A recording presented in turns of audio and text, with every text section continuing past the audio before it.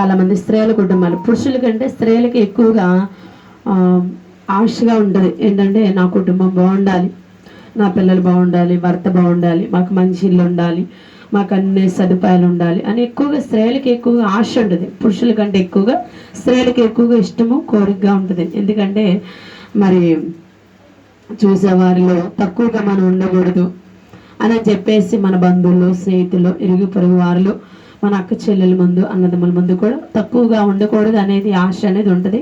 అది చాలా మంచి విషయమే, అది చెడేం కాదు. బాగుండాలని కోరుకోవడం మంచి విషయం. మన దేవుడు కూడా అదే చెప్పాడు, తండ్రి అయిన దేవుడు అదే చెప్పాడు. యేసు ప్రభు వారు కూడా మరి ఆశీర్వదకరంగా ఉండమని చెప్పాడు. పరిశుద్ధాత్మ దేవుడు కూడా మీరు ఆశీర్వాదానికి వారసులుగా ఉండడానికే నేను మిమ్మల్ని పుట్టించాను, ఏర్పాటు చేసుకున్నాను, పిలుచుకున్నానని పరిశుద్ధాత్మ దేవుడు కూడా అదే మాట చెప్పాడు. అంటే మన దేవుడు బాగుండమని చెప్పాడు, కానీ మీరు చెడిపోండి, పాడైపోండి అని ఏం చెప్పలేదండి. దేవుడు బాగుండండి అనే చెప్పాడు. ఏ గ్రంథంలో లేవు ఇటువంటి మాటలు, ఏ దేవుడు చెప్పలేదు ఇటువంటి మాటలు. కేవలం మన దేవుడు మాత్రమే చెప్పాడు.